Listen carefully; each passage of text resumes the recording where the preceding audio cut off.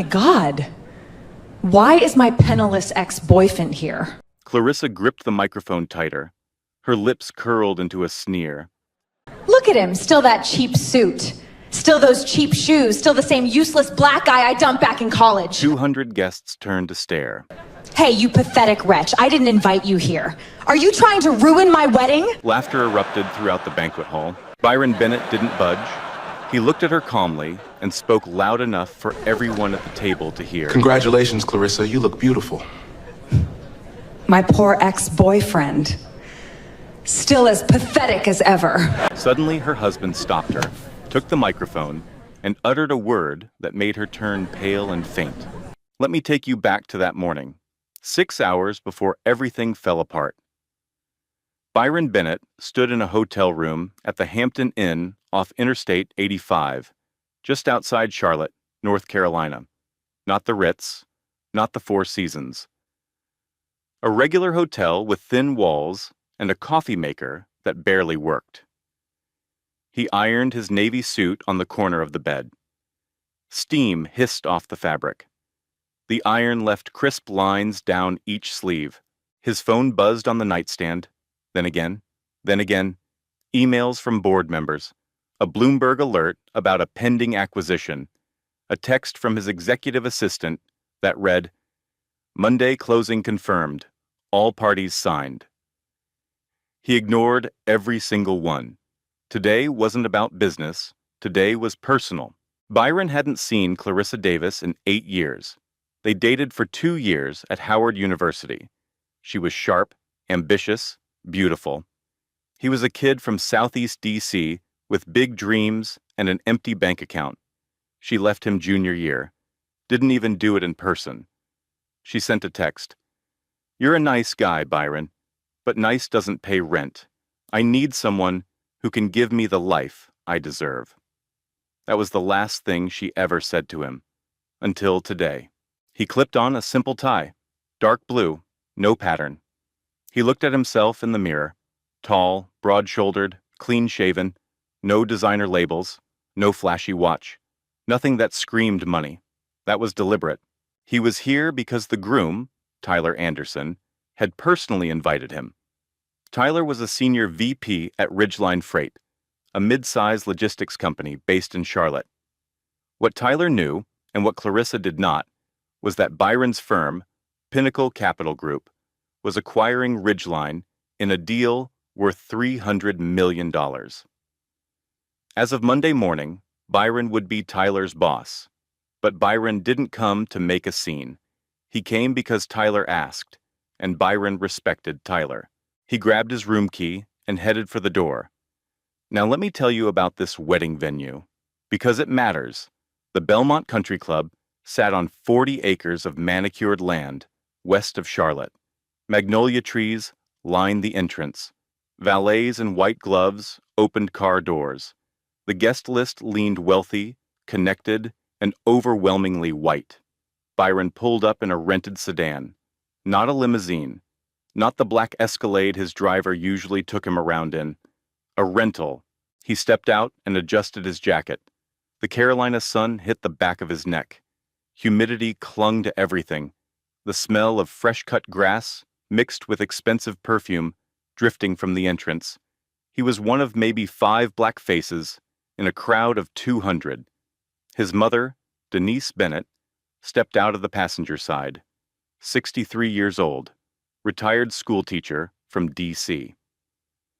She wore a lavender dress she'd picked out 3 weeks ago. Her silver earrings caught the light. She looked at the country club and said quietly, "Fancy place." Byron smiled. "You deserve fancy, Mom." She straightened his tie.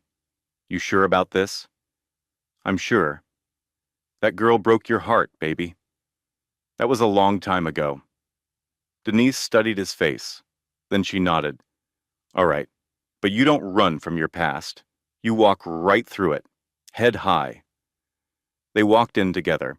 At the entrance, Greg Davis, Clarissa's father, stood greeting guests like a small-town mayor running for re-election. Big handshake, big smile, loud voice. When Byron and Denise approached, the smile stiffened. Greg looked Byron up and down, slowly, the way you look at something stuck to your shoe. And you are? They'd met before. Twice.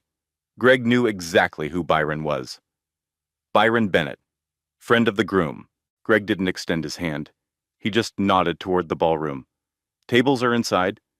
No welcome, no warmth, just a nod. Denise watched Greg walk away. She said nothing, but her jaw tightened. Inside the ballroom, a hostess guided them to their seats. Table 12. Byron counted the tables as they walked. Table 1 near the stage, Table 2 beside the dance floor, Tables 3 through 11 spread across the center. Table 12 was pressed against the far wall, right next to the swinging service door. A waiter nearly bumped into Byron as they sat down. The floral arrangement on their table was smaller than the others. Wilted even, like someone had grabbed the leftover one from the back of the van. Denise looked around. Then she looked at Byron. They put us by the kitchen. Byron unfolded his napkin. I know, Mom. She didn't say anything else. She didn't have to. The ceremony started at 4 o'clock sharp. 200 guests sat in white chairs on the south lawn. Magnolia petals drifted in the warm breeze. A string quartet played something soft and classical, the kind of music that made rich people feel even richer. Byron and Denise sat in the second-to-last row, far left side, partially blocked by a stone column. Nobody had directed them there. They just knew. Clarissa appeared at the end of the aisle. White Vera Wang gown, cathedral-length veil. Bouquet of white roses so perfect they almost looked fake. She floated forward on Greg's arm like she owned every square inch of that lawn. And maybe she did. Tyler stood at the altar, clean-cut, nervous, smiling. He looked like a man who couldn't believe his luck. The officiant spoke. The rings were exchanged. Then came the vows. Tyler went first. His were simple, honest. He talked about partnership and growing old together. A few guests dabbed their eyes. Then Clarissa took the microphone. She started sweet. She thanked her parents. She thanked the bridal party. She called Tyler the answer to every prayer I ever whispered. Then her voice shifted. I spent my 20s learning what love isn't, she said. Her eyes drifted, just for a second, toward Byron's row. I kissed frogs. I wasted years on men who couldn't even buy me dinner, let alone build me a future. A few guests chuckled. But God is faithful. He removed the wrong ones so the right one could find me. She looked straight at Tyler, but her words were aimed at the second-to-last row. Byron's face didn't change. Denise's hand found his knee under the chair. The ceremony ended. Guests stood and applauded. Clarissa and Tyler walked back up the aisle, showered in petals. As they passed Byron's row, Clarissa glanced sideways. She didn't smile. She smirked, like a woman who wanted to make sure he saw exactly what he lost. Byron clapped politely. Denise didn't. Cocktail hour was held in the garden terrace. White lanterns hung from oak trees. A jazz trio played near the bar. Waiters in black vests glided through the crowd, carrying silver trays of champagne and shrimp cocktail. Byron stood near the edge of the terrace, quiet, holding a glass of water, watching the crowd do what crowds do, laugh too loud, drink too fast, compete over who knew the couple best. Denise had gone to the restroom. He was alone. That's when Clarissa found him. She came with her full bridal party. 4 women in matching sage green dresses, hair pinned up, heels clicking on the stone patio. They moved like a pack. Clarissa stopped right in front of Byron, close enough that he could smell the champagne on her breath. Oh, Byron. She tilted her head. I honestly didn't think you'd show up. That's so brave of you. He nodded. It was a beautiful ceremony, Clarissa. She turned to her bridesmaids. Ladies, this is Byron, my college ex. She paused. Let the word hang. Sweet guy. Just, you know. She waved her hand vaguely. The gesture said everything her mouth didn't. One bridesmaid, tall, blonde, holding a champagne flute like a scepter, looked Byron up and down. He's cute, but he looks like he took the bus here. They all laughed. Clarissa leaned in slightly. So, what are you doing with yourself these days, Byron? Still figuring it out? I work in finance. Her eyebrows shot up, then she grinned. The kind of grin that's really a knife. Finance? Like at a bank branch? A teller window? More laughter. Louder this time. Rachel Moore, the maid of honor, had her phone out. She was filming, not hiding it, just holding it up like this was content. Byron didn't blink. Something like that. Clarissa patted his shoulder. The way you pat a dog you feel sorry for. Good for you, Byron. Honestly, good for you. She turned and walked away. Her bridesmaids followed. One of them looked back and mouthed the word, "Yikes," to another. Byron took a sip of water. His hand was steady. His face revealed nothing. But if you looked closely, very closely, you'd notice his thumb pressing hard into the side of the glass, hard enough to turn the knuckle white. He didn't get a break. 10 minutes later, Greg Davis appeared at the bar, bourbon in hand, tie loosened, face flushed red from alcohol and self-importance. He leaned on the bar next to Byron, too close, the kind of closeness that wasn't friendly. It was territorial. Byron, Greg swirled his glass. Gotta be honest with you, son. I was real surprised to see your name on that guest list. Tyler invited me. Greg snorted. Tyler's a nice kid. Probably felt sorry for you. He took a long sip. Can't blame him. You do look a little lost out here. Byron said nothing. Greg leaned closer. His breath smelled like oak and ego. Let me give you some free advice. Enjoy the open bar while it lasts. Have some cake. But don't stay too long. He looked around the terrace, then back at Byron. This isn't exactly your crowd. You understand what I'm saying? Byron understood perfectly. I appreciate the advice, Mr. Davis. Greg laughed. Mr. Davis? That's nice. At least you've got manners. He looked at Byron's suit, squinted, reached out and pinched the lapel between his fingers, like he was inspecting fabric at a discount store. That a JCPenney number? He laughed at his own joke, loud enough for nearby guests to hear. A woman at the next table glanced over and looked away quickly. Then he slapped Byron's shoulder. Not a friendly slap, a heavy one. The kind that says, I'm bigger than you in every way that matters. Take care of yourself, son. He walked away. Back to his people.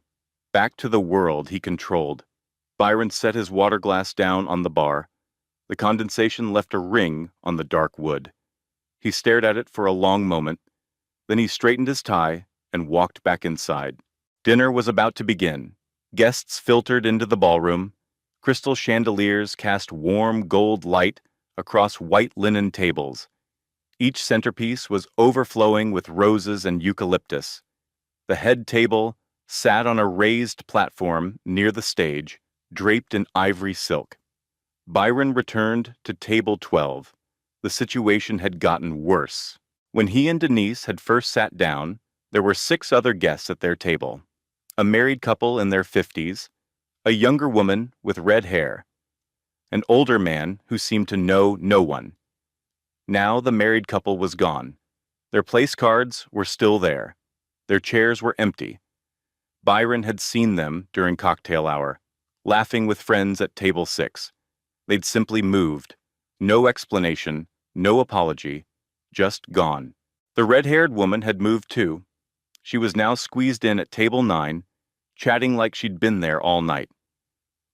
That left Byron, Denise, and the older man, who sat at the far end of the table staring at his bread plate like it owed him money. 6 empty chairs at a table for 8. Denise came back from the restroom and scanned the table. She counted the chairs. She counted the people. Where did everybody go? Byron pulled her chair out for her. Doesn't matter, Mom. It does matter. Not tonight. She sat down slowly. She placed her clutch on the table.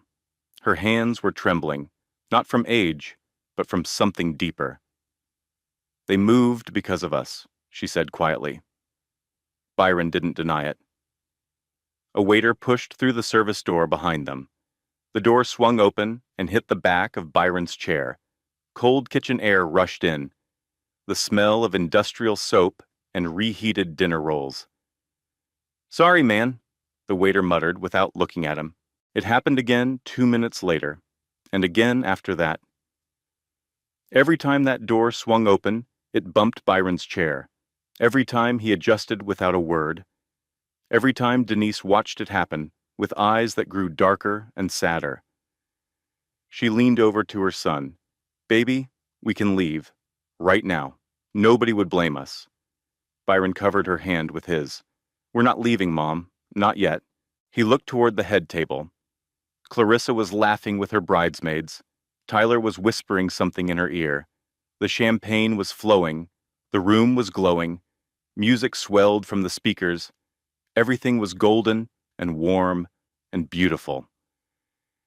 And at table 12, a mother and her son sat alone, surrounded by empty chairs, cold kitchen air, and the quiet understanding that they were never meant to be here at all. Dinner was served: filet mignon with roasted asparagus and truffle mashed potatoes, warm bread, rolls in cloth napkins, red wine poured tableside by waiters who smiled and called every guest sir and ma'am. At least that's what most tables received. Table 12 got chicken, plain, dry, overcooked chicken breast with steamed broccoli and a scoop of instant mashed potatoes that still had lumps in it. No garnish, no bread basket, no tableside wine, just a sad plate on a wet tablecloth next to a wilted centerpiece that smelled faintly of mildew. Byron looked at his plate. Denise looked at hers. 2 tables over, a woman sliced into a thick, perfectly pink fillet and let out a long, satisfied sound. The smell of truffle and rosemary drifted over from every direction. A waiter appeared at table 10 to refill wine glasses. He walked right past table 12 without stopping. Byron ate without complaint. Denise folded her hands in her lap. She didn't touch hers. The older man at the far end of table 12 had already left. His chair sat empty. That made 7 empty chairs. Byron and Denise were the only 2 people left at a table built for 8. The MC, a loud man in a burgundy vest, with a voice built for car commercials, stepped onto the stage. He tapped the microphone twice. Feedback whined through the speakers and echoed off the marble walls. "Ladies and gentlemen, the bride would like to say a few words." Applause filled the ballroom. Chairs turned. Phones rose into the air like a small forest of glowing screens. Clarissa stood from the head table. She smoothed her gown with both hands. She picked up a champagne flute in her left hand and the microphone in her right. The chandelier light caught her diamond earrings and scattered tiny rainbows across the ivory tablecloth. She looked like a queen addressing her kingdom, and the kingdom was ready to listen. "First of all," she began, voice honey-sweet, "I want to thank every single person in this room for being here tonight. This is the happiest day of my entire life." Applause. "I want to thank my incredible parents. Daddy, you showed me what a real man looks like. You set the bar so high nobody could reach it." She raised her glass toward Greg. He stood up, adjusted his jacket, and took a theatrical bow. The room clapped louder. "And to my bridesmaids, my ride or dies, I love you girls more than wine, and y'all know that's saying a lot." Warm laughter, easy, comfortable. The room belonged to her. Then the tone shifted, like a song changing key in the middle of a verse. "Now, I want to get a little personal." She paused, took a slow sip of champagne, licked her bottom lip. "I spent most of my 20s making mistakes, big ones. I dated men who had loud mouths and empty pockets. Men who promised me the world over a plate of 10-cent ramen noodles in a cockroach apartment. A few guests chuckled nervously. Eyes around the room began drifting toward table 12. Clarissa kept going. Her voice climbed, louder, sharper, more deliberate. I remember sitting in a tiny apartment in college, roaches crawling in the sink, power getting cut off every other month, water so cold you could see your breath in the shower. Listening to this guy tell me he was going to be somebody, going to be rich one day, going to change the whole world. She shook her head slowly, and I believed him. Can you imagine? I actually sat on that stained futon and believed every single word. The laughter grew. Not warm anymore, pointed, aimed. Well, she smiled wide, teeth gleaming. I looked across this room tonight, and I saw that exact same guy. Same cheap suit, same empty promises, same sad little dreams. She paused. 3 full seconds of silence. The air conditioning hummed. A fork clinked somewhere. Nobody breathed. And you know what I realized? Some people never change. Some people are still eating ramen. The room exploded. 200 people laughing at once. The sound bounced off the crystal chandeliers. It echoed off the marble floor. It rolled across every table, like thunder that wouldn't stop. Every single eye turned to table 12. Byron sat perfectly still, fork down, hands flat on the tablecloth, face carved from stone. Denise stared straight ahead. Her bottom lip trembled. A single tear slid down her cheek and dropped onto her lavender dress. Then another. Then another. Tiny dark circles blooming across the fabric like bruises. Clarissa was not done. She raised her champagne glass high above her head. The crystal caught every light in the room. She aimed it directly at Byron's table, like a weapon dressed in glass. To Byron, my sweet, broke, hopeless, pathetic ex-boyfriend. Her voice was theatrical now, performing for 200 guests, hanging on every word. Thank you for teaching me exactly what I didn't want in a man. Thank you for being the rock bottom that made me reach for the stars. She tilted the glass toward him. A toast, a salute, a public execution, wrapped in a wedding speech. To settling down, and never, ever settling again. The ballroom erupted. Clapping, cheering, whistling. Someone at table 4 slammed their palm on the table so hard the silverware jumped. Rachel Moore stood 3 feet from the head table, phone locked on Byron's face, recording every frame. Byron did not move. He absorbed every word the way a wall absorbs rain. But behind his eyes, something deep and heavy was gathering. Denise was shaking now. She reached for a napkin, but her hand trembled so badly she knocked over her water glass. Ice water spilled across the table, soaking the wilted flowers, dripping off the edge onto the marble floor. Nobody came over. Nobody handed her a napkin. Nobody asked if she was okay. Then Greg stood up, drunk, face red as a fire hydrant, tie yanked completely loose, hanging crooked off his neck. Sweat glistened on his forehead. He cupped both hands around his mouth like a megaphone and shouted across the ballroom, "Hey, Byron." The laughter dimmed, just enough to let his voice cut through. "Don't sweat it, son. There's a Greyhound station 2 miles east. You can still catch the 9 o'clock bus back to whatever little hole you crawled out of." Laughter, hard, loud, not from everyone, but enough that it felt like the whole room agreed. A man at table 5 raised his bourbon glass. "Somebody call this man an Uber." More laughter. A woman's voice near the bar. "Make sure it's the economy option." Another voice further back. "Pool ride." It was spreading. Joke after joke after joke. Each one louder than the last. Each one crueler.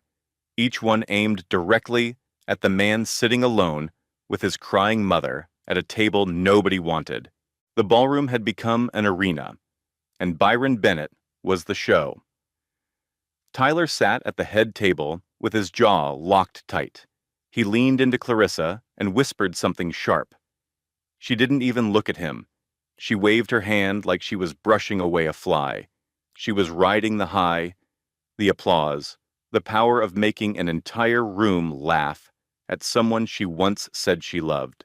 Byron scanned the ballroom one last time. Some faces were laughing wide. Some were recording on phones, tilting screens for better angles. A few looked uncomfortable. One woman near table 8 had her hand over her mouth, eyes wide, but she said nothing. None of them did. Not one person in 200 stood up. Not one person said stop. He looked at his mother. Denise had her eyes closed. Her lips were moving without sound. She was praying. Right there at table 12, next to the kitchen door, in a room full of people laughing at her only son, this 63-year-old retired school teacher from Southeast D.C. was praying. Something shifted behind Byron's eyes. Not anger, something colder, quieter. The kind of shift that happens when a man who has been patient his entire life arrives at the exact place where patience ends and a decision begins. He reached into his jacket pocket. Slowly, under the table where nobody could see, he pulled out his phone, opened a text thread, typed 4 words, hit send. The narrator doesn't tell you what those 4 words said. Not yet. He slid the phone back. He picked up a clean napkin and gently, so gently, pressed it against his mother's cheek. He caught each tear the way you catch something precious, something fragile, something the world doesn't deserve to break. "It's almost over, Mom," he whispered.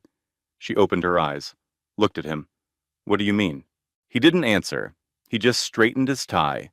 The same navy tie he'd ironed that morning at the Hampton Inn with thin walls and a coffee maker that barely worked. And he waited.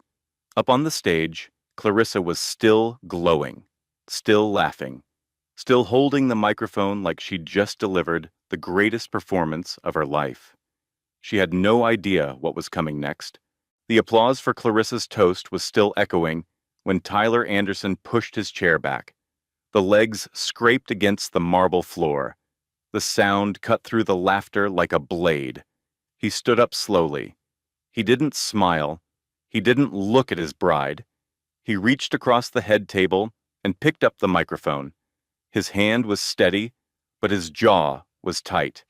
A vein pulsed on the side of his neck. The MC stepped forward. "Tyler, did you want to—" "I've got it." The room quieted. In patches. Tables near the front went silent first, then the middle, then the back. Within 10 seconds, 200 people were staring at the groom. Clarissa touched his arm. "Babe, what are you doing?" He didn't answer her. "I had an announcement planned for tonight," Tyler said into the microphone. His voice was calm but heavy. "I was going to save it for after the cake. But after what just happened in this room, I think now is a better time." He turned, slowly, deliberately, toward table 12. "Most of you know I work at Ridgeline Freight. 11 years. It's my career. It's my life." He swallowed hard. "What most of you don't know is that for the past 14 months, Ridgeline has been in acquisition talks. A deal worth $300 million. A deal that saves 2,000 jobs across 6 states. A deal that closes Monday morning." Murmurs rippled through the crowd. Guests leaned forward. Forks froze midair. "I want to introduce the man who made this deal possible. The founder and CEO of Pinnacle Capital Group, one of the largest private equity firms on the East Coast." He raised his hand and pointed directly at table 12, at the man sitting next to the kitchen door with his mother. "Byron Bennett, my boss, as of Monday morning." The ballroom didn't gasp. It inhaled. 200 people sucked in air at the same moment, and the room held it like a lung that forgot how to exhale. Then the silence cracked open, whispers first, then full voices overlapping. "Wait, what? Pinnacle Capital? That's a $2 billion firm. Are you serious? Oh my God!" James Caldwell, Ridgeline's current CEO, seated at table 3, stood up. He buttoned his jacket and spoke clearly. Tyler's right. Byron's firm is acquiring us. That man is about to become the most important person in this building. The murmurs became a roar. Clarissa's champagne glass slipped from her fingers. It bounced once on the tablecloth and rolled off the edge, shattering on the marble floor. In that moment, the small sound hit like a gunshot. Her face drained of color. Every ounce of blush, every layer of bronzer, every carefully applied shade of confidence, gone. What was left was paper white, ghost white. Her mouth opened. No sound came out. Then a whisper.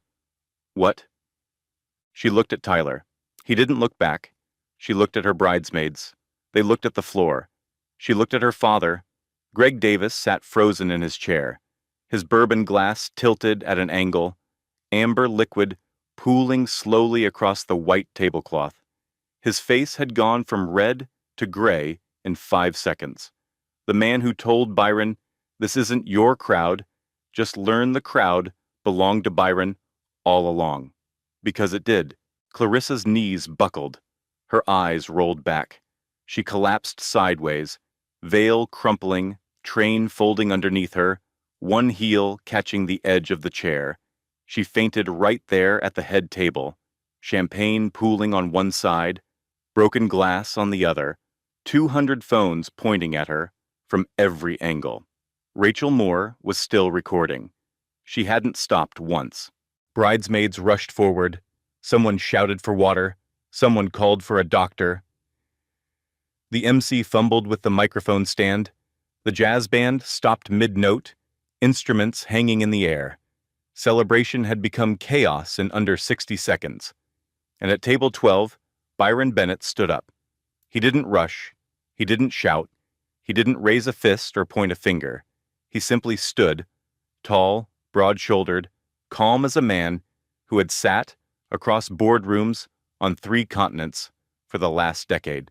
He buttoned his jacket. The navy jacket Greg Davis had called J.C. Penney. What Greg didn't know, and what the narrator now reveals, is that it was custom Tom Ford. Hand-stitched in Manhattan. Byron just never wore labels on the outside. He never needed to.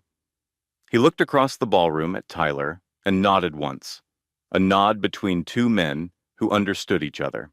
"Tyler," he said. His voice was quiet, but it reached every corner of that silent room. "I came tonight as your friend. That hasn't changed." Tyler nodded back. His eyes were wet. Byron turned to the room. 200 faces stared at him. Some were pale, some were red, some couldn't meet his eyes.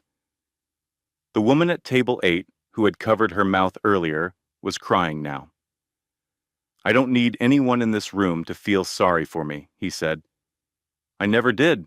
He reached down and took his mother's hand. Denise stood up beside him. She straightened her lavender dress. She lifted her chin. She held her son's arm the way a queen holds the arm of a king. They walked toward the exit together. Denise's heels clicked on the marble. Every step echoed. Nobody spoke. Nobody laughed. Nobody moved. At the door, Byron stopped. He turned back one last time. He looked at the ballroom, the chandeliers, the roses, the overturned champagne, the woman on the floor, the 200 people frozen in their guilt. "Enjoy the rest of your evening," he said. Then he walked out. Clarissa came to on the floor of the ballroom. Her veil was twisted around her neck. Her mascara had streaked down both cheeks in dark, jagged lines. One of her diamond earrings was missing. It had bounced under the head table when she fell. A bridesmaid was fanning her face with a cloth napkin. Another was holding a glass of water that shook in her hand. The first thing Clarissa saw when she opened her eyes was 200 faces staring down at her. Not laughing anymore, not cheering, just staring.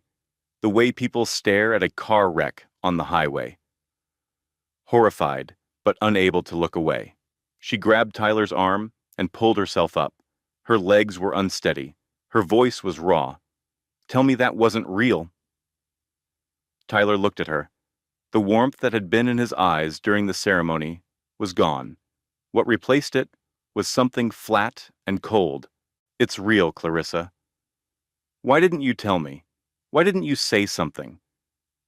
Tyler's jaw tightened. "I did. I told you 3 times not to do that toast.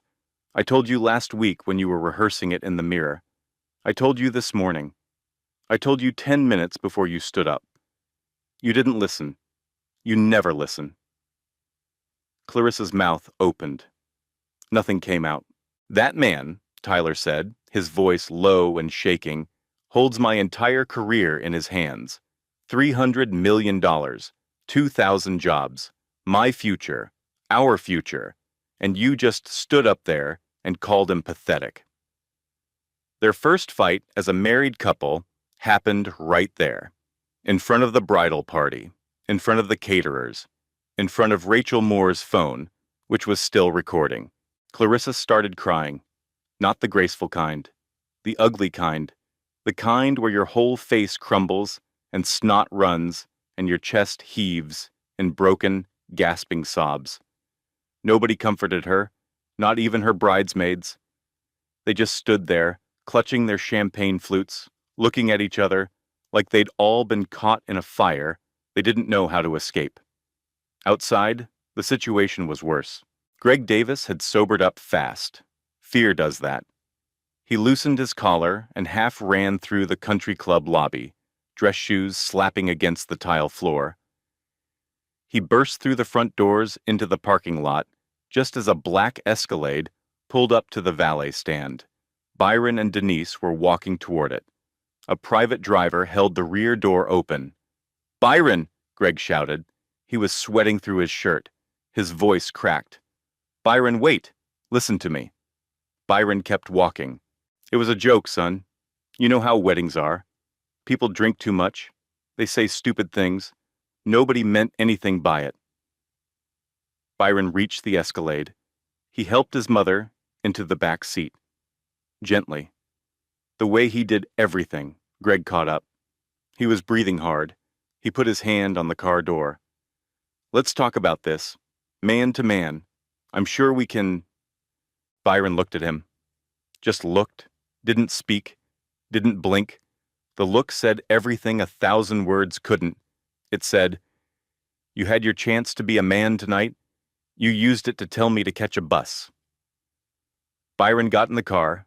The door closed. The window went up. The Escalade's taillights glowed red as it pulled away. Greg Davis stood alone in that parking lot, hands at his sides, watching $300 million disappear down a dark road. Back inside, Rachel Moore did what Rachel Moore always did. She posted the content.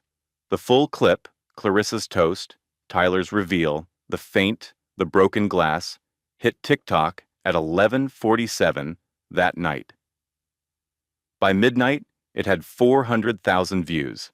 By 2 a.m., it crossed 2 million.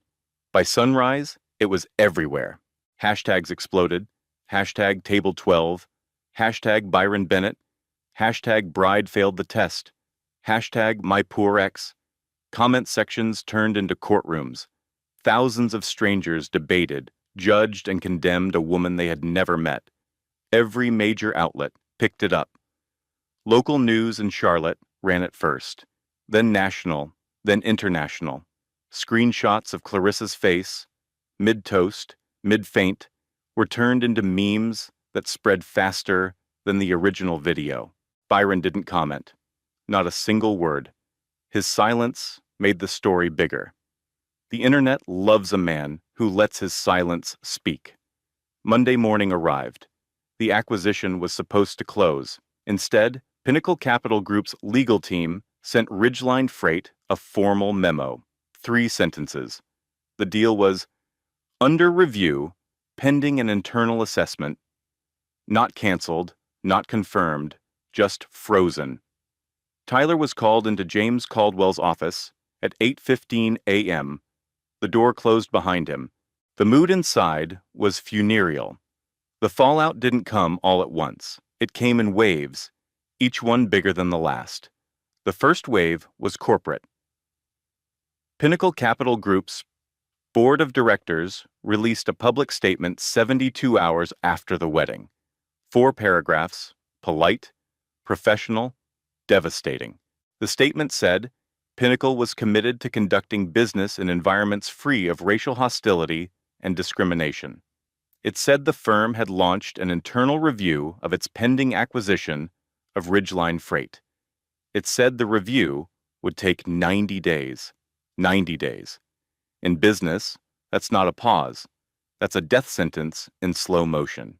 Ridgeline stock dropped 11% the day the statement went public. By the end of the week, it had fallen 18%. Investors called emergency meetings. Board members drafted contingency plans. The entire company, 2,000 employees across 6 states, held its breath and waited for a verdict that might never come. Tyler Anderson was quietly reassigned, not fired. That would have been too clean. Instead, he was moved from senior VP to a regional logistics role in a satellite office 40 minutes outside Charlotte. Same salary, half the responsibility, 0 respect. His colleagues avoided him in the hallway. His name was removed from the company's leadership page. In meetings, people looked through him like he was made of glass. The man who had been on track to become Ridgeline's next CEO was now invisible inside his own company. James Caldwell held a press conference. He stood behind a podium with the Ridgeline logo and spoke for 6 minutes. He called the events at the wedding deeply inappropriate and in no way reflective of our company's values. He distanced Ridgeline from the Davis family. He used the phrase "zero tolerance" 3 times. When a reporter asked if Tyler would be terminated, Caldwell paused for 4 seconds before saying, "Personnel matters are handled internally." That pause told the world everything it needed to know. The second wave was personal, and it hit Clarissa hardest. Her employer, a boutique PR firm in Charlotte called Sterling & Associates, terminated her contract the Tuesday after the video went viral. The irony was so thick you could choke on it. A public relations professional who had destroyed her own public image in under 3 minutes. Sterling released a 1-sentence statement. "We wish Clarissa well in her future endeavors." Corporate language for, "Don't call us. Don't ever mention you worked here." Clarissa tried to fight back. She recorded a tearful apology video in her living room. Soft lighting. No makeup. Hair pulled back. She sat on a cream-colored couch and spoke directly into the camera. She said she was sorry. She said she'd been drinking. She said it was a joke that went too far. She said she wasn't a racist. She said she hoped Byron could forgive her. The video lasted 4 minutes and 22 seconds. The internet destroyed it in 4 minutes and 23. The top comment, with 200,000 likes, read, "You didn't cry when you were laughing at him." Another, "She's not sorry she did it. She's sorry everyone saw." Another, "This isn't an apology. This is damage control." Another, simpler than all the rest, "Ma'am, you called him useless in front of his mother." The video was ratioed into oblivion. News outlets played clips of it side by side with clips from the wedding. The contrast was brutal. The confident, sneering bride on the left, the tearful, crumbling woman on the right. Same face, same mouth, different audience. Greg Davis didn't escape either. Within 2 weeks, 3 of his commercial real estate clients quietly severed ties. No dramatic announcements, just emails. "We've decided to go in a different direction. We appreciate your years of service. Best of luck." 2 commercial deals worth a combined $800,000 collapsed. Buyers pulled out. Partners stopped returning calls. A development project in uptown Charlotte that Greg had spent 2 years assembling fell apart in a single afternoon when the lead investor read the article. The Charlotte Observer ran a profile with a headline that followed Greg like a shadow. Charlotte developer's daughter sparks national outrage at country club wedding. The article included quotes from unnamed associates who called Greg a liability and someone you don't want your brand near. Greg stopped attending public events, stopped going to the country club, stopped answering calls from numbers he didn't recognize. The man who had greeted guests like a king at his daughter's wedding now sat alone in his office, watching his empire shrink, one phone call at a time. The third wave belonged to Byron. He didn't seek it. He didn't chase it. It found him anyway. Business magazines ran profiles. Forbes called him the CEO who walked out with dignity. Inc. magazine featured him in a piece about Black founders reshaping private equity. His photo, the one Rachel Moore accidentally captured as he walked out of the ballroom, head high, mother on his arm, was shared over 4 million times. Denise became her own phenomenon.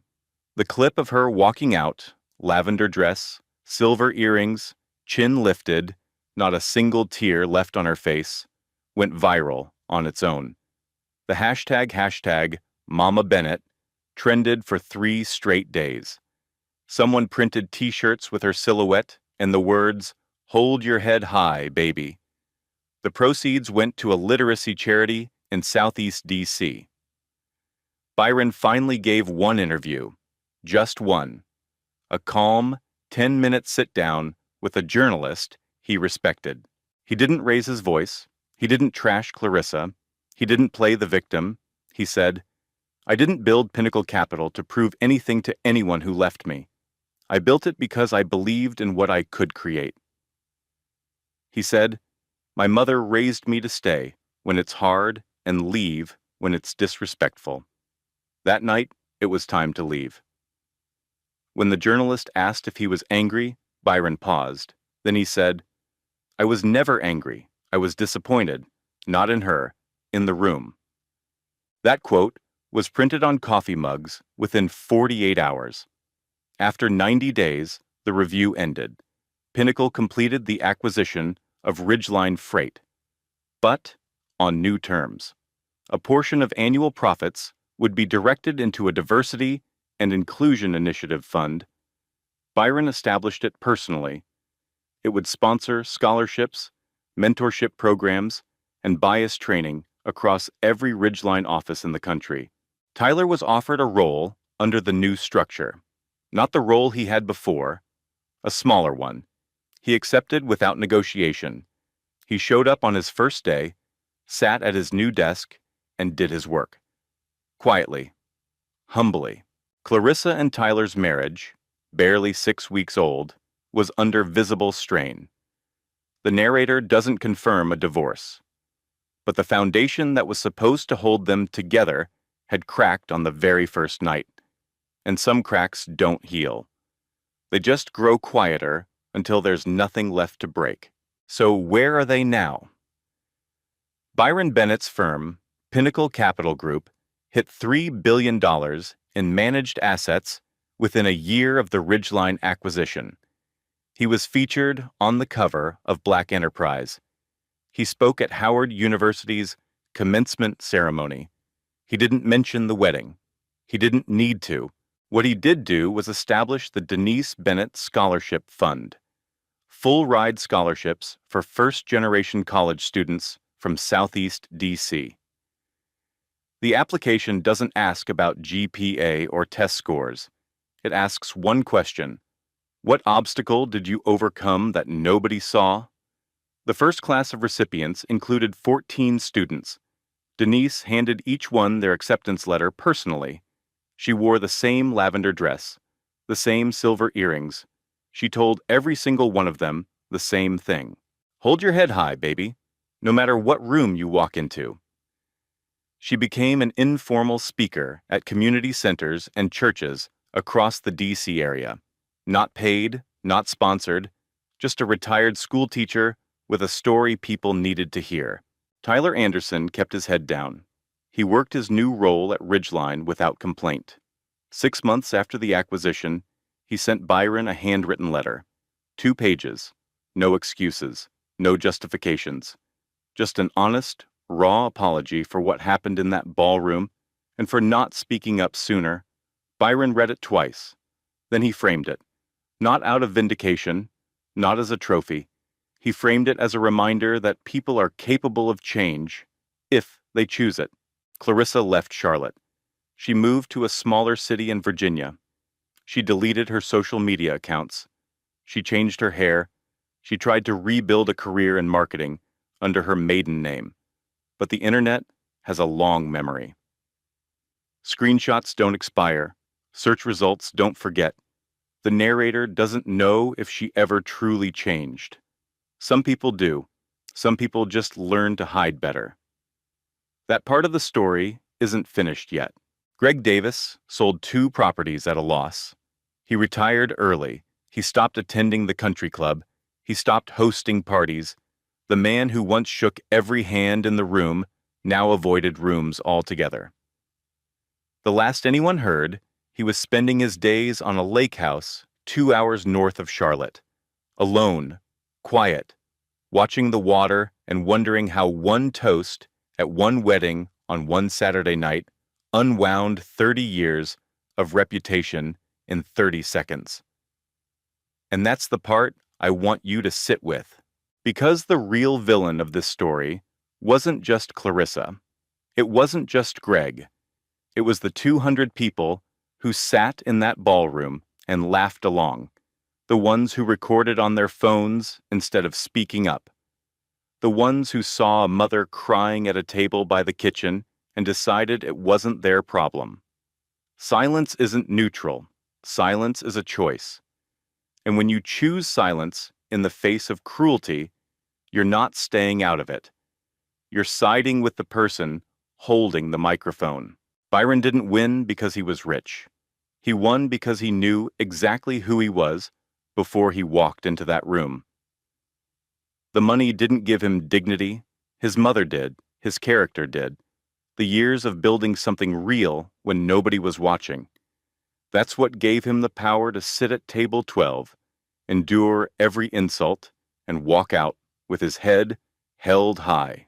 Dignity is not something anyone can take from you. Not with words, not with laughter, not with a toast in front of 200 people.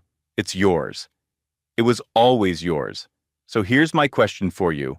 If you were at that wedding, sitting at table 6 or table 9 or anywhere in that ballroom, would you have laughed along? Would you have stayed quiet? Or would you have been the one person in 200 to stand up and say, "That's enough"? Drop your answer in the comments. I want to know. And if this story hit you the way it hit me, smash that like button, share it with someone who needs to hear it, and subscribe so you don't miss the next one. Because we're not done telling these stories. Not even close. Here's what I took from this. One person said something cruel, but 200 people laughed. And that's the part that shook you up tonight. Not the one person with the microphone, the 200 who thought it was entertainment. Because the cruelty doesn't survive alone. It needs an audience. It needs the people who clap, people who record, people who look away, people who think, that's not my problem. Every single person who laughs alone, who stays quiet, who watches someone get torn apart and does nothing, you are not innocent. You are part of it. So next time you are in that room, and there will be a next time, ask yourself, am I laughing because it's funny, or am I laughing because anyone else is? Because those are two very different things, and only one of them lets you sleep at night. Be the one person who doesn't laugh. Be the one who say, that's enough. That's all it takes. One voice, one person, and the whole room changes. Like, share, and subscribe. Real stories, real justice every week. And remember, dignity isn't something anyone can take from you. Not with words, not with laughter, not with a room full of people. It's yours. It was always yours.